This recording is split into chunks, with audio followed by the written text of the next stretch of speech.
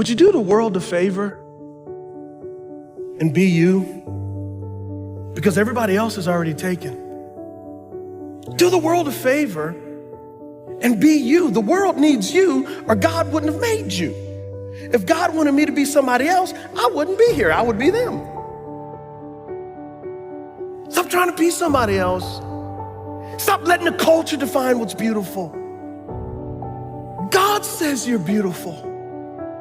Have you listened to God's voice in Psalms 139, 13, and 14? That when you were in your mother's womb, you were wonderfully and fearfully made?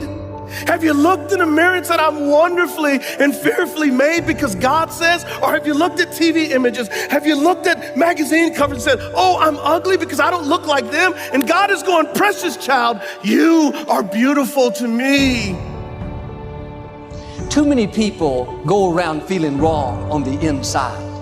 They don't really like who they are. They focus on their faults, weaknesses. They're constantly critical toward themselves.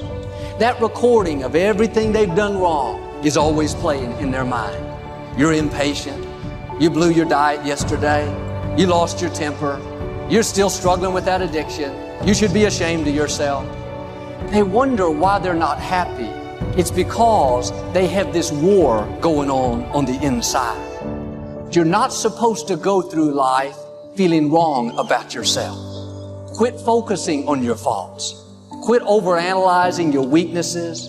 Quit beating yourself up because you're not where you thought you would be. Here's the key. You're not a finished product. God is still working on you. The scripture says God changes us from glory to glory. You have to learn to enjoy the glory that you're in right now. You may have some weaknesses. We all do. There may be some areas where you know you need to improve, but being down on yourself is not going to help you do better.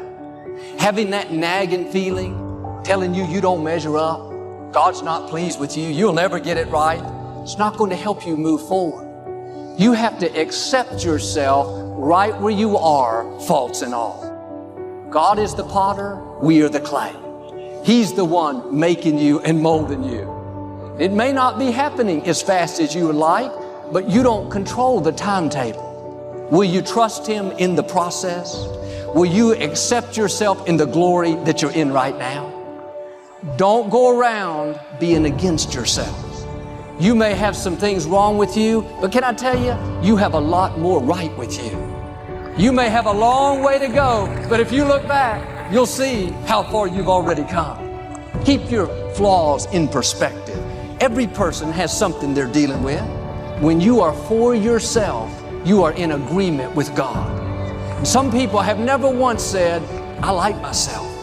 I like my gifts. I like my personality. I like my looks. I'm happy with who God made me to be. If you don't like yourself in a healthy way, other people are not going to like you. You project what you believe on the inside.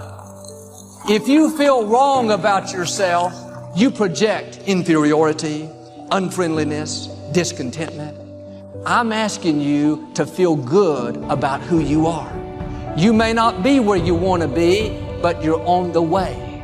God is changing you from glory to glory. Start enjoying the glory that you're in right now. You may have some weaknesses. We all do. Don't you dare go through life against yourself.